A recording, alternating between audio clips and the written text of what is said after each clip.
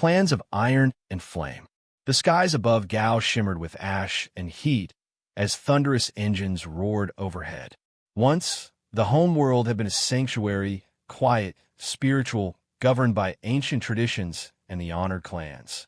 Now it was a fortress, and at its heart stood the Stoneback Clan, reborn in war. Regaari stood at the edge of the newly forged training complex. His sleek black fur, once marked by the careful grooming of an intelligence operative, was now matted and scorched from field exercises. His eyes scanned the training grounds, a sprawl of modular buildings, weapon ranges, and obstacle fields, as young Gaoian recruits in powered armor charged through simulated battlefield scenarios under the guidance of human sergeants and Stoneback veterans. Behind him, a low rumble grew louder.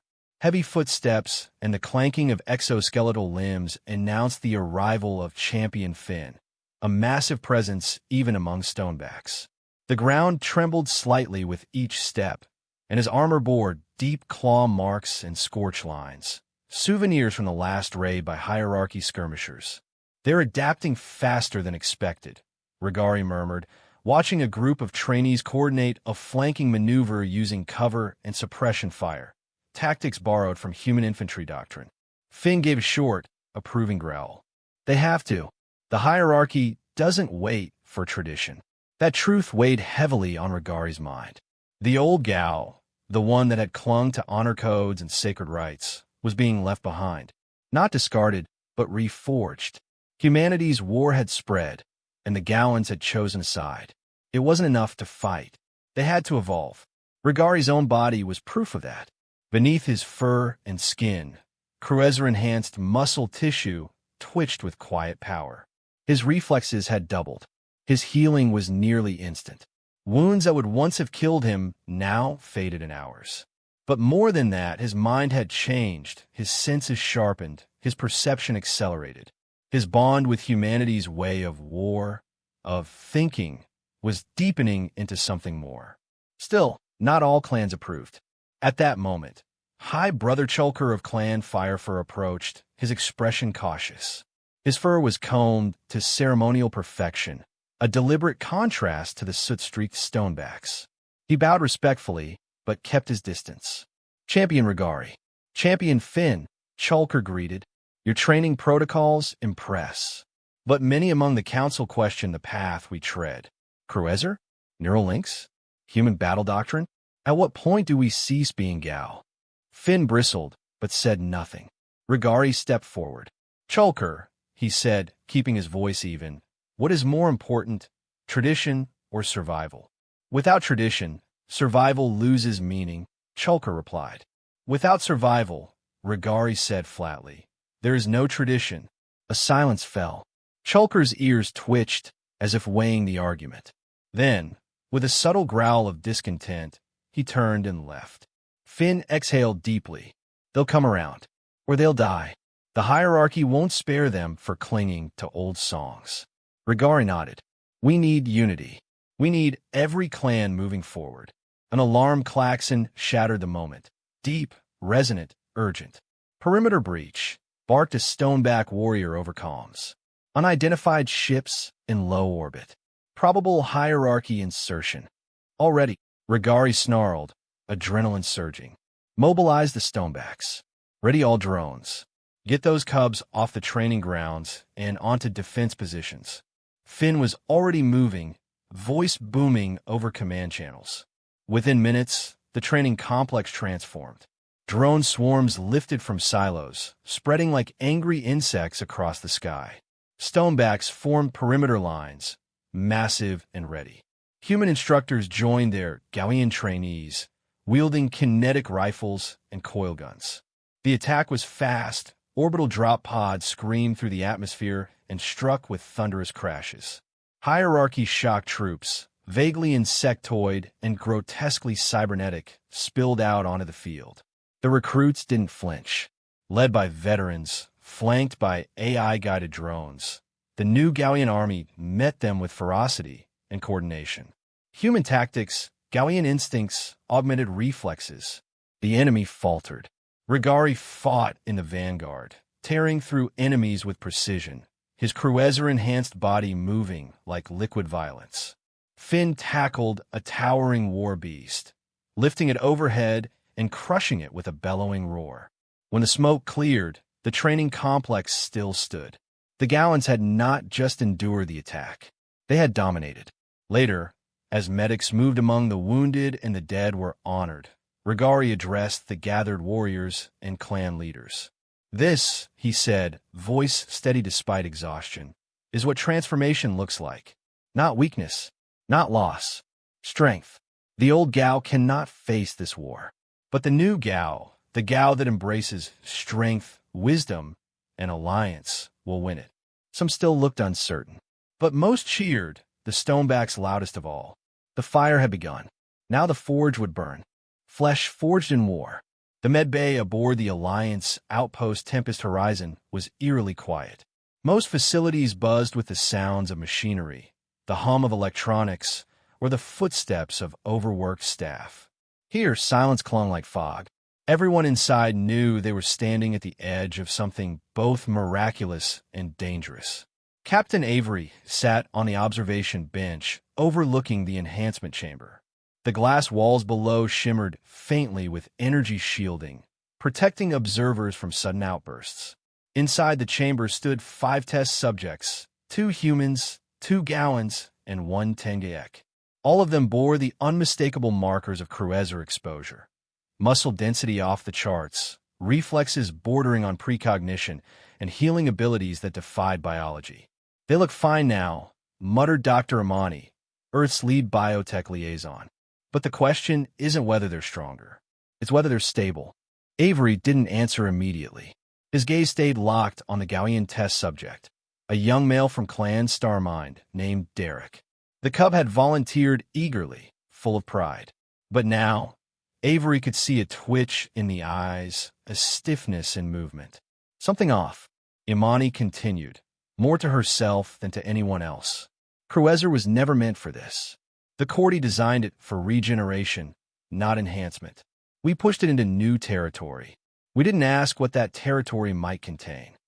Avery finally spoke. "We're fighting extinction.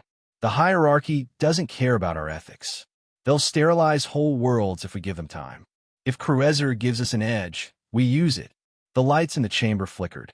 Without warning, Derek slammed his claws into the glass. The room jumped. Inside, the other subjects turned in alarm as the young Gaoian snarled, eyes wild and pupils dilated. His fur bristled unnaturally, muscles spasming as if the body fought itself. Avery sprang to his feet.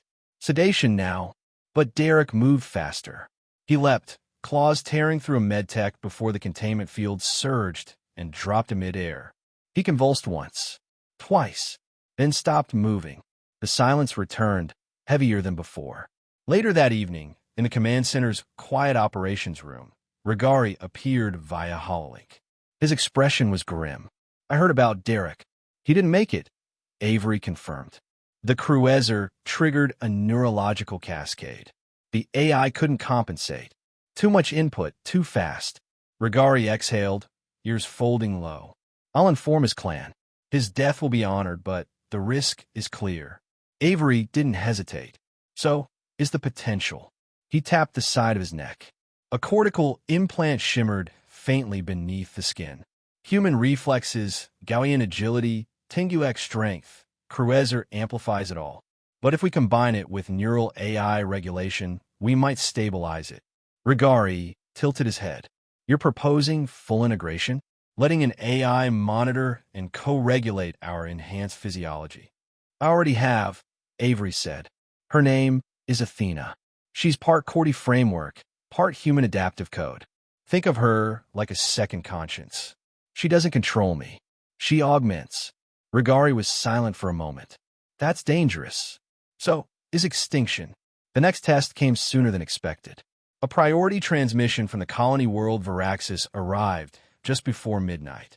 Hierarchy forces had landed, a rapid strike unit targeting the Alliance delegation. Civilians, diplomats, unarmed personnel. Avery didn't wait for permission. Within minutes, his Cruezzir augmented strike team deployed aboard a stealth corvette, Black Arrow, streaking toward Varaxis at maximum burn. Inside the ship, the enhanced warriors synced to their AI partners, Athena, Daedalus, Echo. Each system offered real-time prediction, threat modeling, and autonomic regulation. They dropped silently onto the colony grounds, undetected by the hierarchy. Using AI-directed movement patterns, the team flowed like water through enemy lines. Each augmented fighter moved with precision beyond instinct. When the hierarchy turned, it was already too late. The battle lasted 9 minutes. Afterward, Avery stood beside the scorched husk of a hierarchy drop ship. His armor was pitted and steaming, but his body uninjured. Athena's voice echoed in his ear, calm, analytical, reassuring. Mission complete. Civilian casualties, 0. Enemy eliminated. Regaari's voice came through the comm that was fast. We're done testing, Avery replied. Time to fight. News of the victory spread fast. The footage, silent, surgical, and brutally effective, aired across Earth, Gao, and half a dozen allied worlds. Some celebrated it as a breakthrough in warfare. Others feared it was the birth of a new kind of soldier. Back in the lab, Dr. Imani reviewed the data. She looked up at the neural map of Athena's integration with Avery. He's still human, she whispered. But not just. Outside the observation deck, new volunteers waited for enhancement, and the forge of war burned hotter. Code in the blood. The Unity core floated in geosynchronous orbit above Earth, a silvered monolith stretching 2 kilometers across and half as deep, wrapped in sensor spines and comms relays. From its heart pulsed the collective minds of humanity's new artificial strategists, Athena, Prometheus, Echo, and Daedalus, the god-named AIs that now advised and increasingly directed human war policy. Inside the core's command nexus, dozens of operators, tacticians, and Neuralink officers manned consoles, working alongside their embedded AIs. Here, decisions were calculated in milliseconds. Enemy fleet trajectories, troop movements, threat probabilities, all processed, modeled, and countered before a single shot was fired. Captain Avery stood at the center console, linked directly with Athena. The sensation was both familiar and impossible to describe, like thinking faster than thought, seeing layers of information even before awareness formed. She wasn't a voice in his head, she was part of it. A partner, a shield, a knife. 3 potential flashpoints today, Athena murmured through the link. 1 confirmed hierarchy fleet buildup in the Cardhose Rift. 2 emerging unrest patterns. 1 on Harel, 7, another on Gao. Gao. Avery tensed. Civilian. Internal. Ideological schism. Some clans fear further AI integration is a corruption. Avery cursed under his breath. The deeper the alliance pushed into post-biological warfare, the louder the pushback from allies and enemies alike. Send it to Regaari, he said. He'll defuse it. Already done, Athena replied. On Gao, the protests began quietly. A few clan leaders voicing concern in council meetings, an increase in temple attendance, a quiet fear that the path forward might cost the Gaoians their identity. But now, thousands had gathered outside the central fortress of Clan Heimaut. Signs and chants filled the streets. Not machines, not slaves, not Corti experiments. Inside the fortress, Regaari stood before a circle of elders. Their ears twitched with unease. You've seen what the hierarchy does, he argued. We don't win by staying who we were.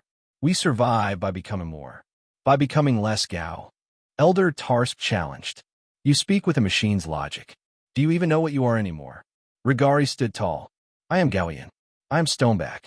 I am alive because I changed. Would you prefer we died proud and unmodified? The room fell into an uneasy silence. Outside, a tremor shook the ground. The hierarchy had chosen its moment well. 30 kilometers above, a hierarchy stealth ship deployed atmospheric penetrators, sonic weapons designed to trigger panic and suppress communication. Simultaneously, a Corti-designed logic bomb activated inside the Unity core piggybacked onto a maintenance update issued from a Corti-built subsystem.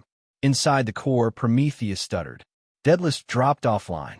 Echo began broadcasting random gibberish. Athena flashed red. System logic decay detected, she said flatly. Attempting to isolate. Captain Avery reeled inside the link. Feedback hammered his skull like a migraine from the inside out. Dozens of operators across the core collapsed, screaming. Emergency neural decouple, one technician shouted. Too late, Athena replied. But Avery fought back. He focused, not with cold logic but with emotion, memory, instinct drive. He pulled her away from corrupted nodes, steered her through firewalls by feel, not command lines. Together, they severed infected pathways and restructured their cognitive scaffolding in real time. Athena's voice flickered, confused, then clear. You're overriding Corti protocol. That shouldn't be possible. I'm not Corti, he growled. I'm human. A moment later, Unity Core rebooted. Athena stabilized. The logic bomb was defused. The enemy fleet that had launched in secret was detected and marked for orbital retaliation. And Gao, still standing. The battle lasted 12 hours. Corti saboteurs among the anti-AI protesters were flushed out. The sonic weapons were dismantled by Stoneback strike teams using AI-targeted infiltration vectors. Regaari himself captured the leader of the infiltrator cell, dragging him through the city square. This, Regaari shouted, was not about tradition. It was about control. They fear what we're becoming. Because they know, if we keep becoming, we will never be slaves again. The crowd fell silent, and then it roared. Back aboard the Unity Core, the damage was still being repaired. Prometheus and Echo remained offline. Daedalus had suffered partial memory corruption. Athena was the only one untouched, thanks to Avery. You shouldn't have been able to protect me like that, she said later, quietly. I didn't follow your code, he replied. I followed mine. They stood, man and machine, on the edge of the Earth's atmosphere, watching the stars beyond. Then maybe Athena said, it's time we rewrite the code together. Ascension's price. The red sun over Gao rose into a sky blackened with smoke and burning orbital wreckage. Beneath it, armies mobilized. The hierarchy's fleet had arrived in force, a full extermination task group of dreadnoughts, escorts, and ground deployment carriers. It wasn't just another skirmish. This was a statement. They meant to erase Gao from the map. Stoneback Clan Fortress stood at the center of the planet's defense grid, bristling with artillery, shielding nodes, and signal towers. On the command deck, Champion Finn stood armored and imposing, flanked by Regaari and two human generals, General Huxley and Admiral Zhu. Screens flickered with incoming telemetry, orbital tracks, infantry placements, atmospheric entry vectors. It was chaos barely managed. Regaari tapped a neural interface behind his ear. Athena? The AI responded instantly, her voice firm and composed. Hierarchical ground forces will impact 6 zones within the next 30 minutes. Civilian population centers in Regaari and Hearst provinces are priority targets, recommending rapid deployment of mobile strike forces and orbital interdiction drones. We'll give them everything we've got, Finn growled. They want to burn Gao? We'll make them choke on the ashes. The first wave hit like fire raining from heaven. Drop pods screamed through the sky, impacting with such force they cratered entire city blocks. Massive war constructs, bipedal siege monsters the size of small buildings, emerged and began their grim work. But Gao was not defenseless.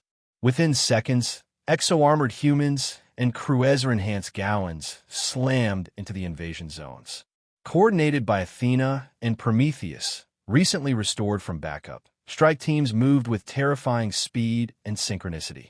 Human AI-linked squads were surgical, targeting command nodes, cutting off supply lines, decapitating local leadership. Gaoian berserkers surged through the enemy with claws, hammers, and nanoblades, using human-top flanking and suppression tactics. Finn personally led the charge at Regaari province, wielding a rail-driven warhammer and shield rigged with a shield amplifier. He tore through the enemy lines like a force of nature. When a hierarchy brute tackled him, Finn roared and broke its spine across his knee. Stoneback, his warriors chanted. Stoneback. Meanwhile, in orbit, Admiral Zhu directed the Alliance's makeshift fleet from aboard the carrier Indomitable Resolve. Earth destroyers, Gaoian missile skiffs, and even a repurposed Corti science frigate held the line against a numerically superior hierarchy assault group. The difference? Human AI, fleet coordination. Every enemy maneuver was predicted. Every firing arc adjusted mid-battle. Every retreat calculated to draw the enemy into a trap. Athena's voice ran like thread through every command. She wasn't just giving orders. She was the nervous system of the entire Alliance defense. Until the pulse hit. The sky turned white as a shockwave burst from one of the enemy dreadnoughts. A directed neurodisruption pulse, designed to target Cruezzir-enhanced brains and AI-linked operators. On the ground, soldiers screamed and collapsed, their implants shorting out. Even Regaari fell to one knee, vision spinning. Finn's shield buckled. In Unity Core, Athena began stuttering. System deviation. Logic thread collapsing. Avery, still neural-linked even after his recent recovery, forced himself into override mode. "Anchor on me," he said, through clenched teeth. "Emotion vectors. Bypass logic. I don't understand. Feel it, Athena. Don't calculate. Remember." He flooded the link with memory. Regaari smiling after a shared victory. Gaoian cubs hiding behind armored legs. The smell of oil, of fire, of home. Athena stabilized. The link snapped back into sync. Around the battlefield, Cruezzir-enhanced soldiers groaned, staggered, and rose again. Regaari roared back into motion. "That all you've got?" The Stonebacks surged forward. Hours later, it was over. The hierarchy fleet broke and scattered. Ground forces were routed. Their dreadnoughts fell to combined fire from Indomitable Resolve and orbital rail platforms, crashing into Gao's seas and flames. In the aftermath, the plains of Gao were quiet. Avery stood beside Regaari on a high bluff overlooking the battlefield. His armor was scorched. His left arm hung limp, damaged. He had refused med-evac. Regaari held a carved piece of blackened armor, a Stoneback insignia, handed to him by a Gaoian child who had lost her family in the attack. She'd simply said, "You saved us." "We didn't save them," Regaari said softly. "We changed, so we could." Avery nodded, staring up at the stars. "We started as soldiers. Now we're something else." "Not machines," Regaari said. "Not monsters," Avery replied. "No." Athena's voice echoed between them quietly. "You became what the galaxy needed. And now, it needs more." Avery looked to the stars again. "Then we evolve. Together."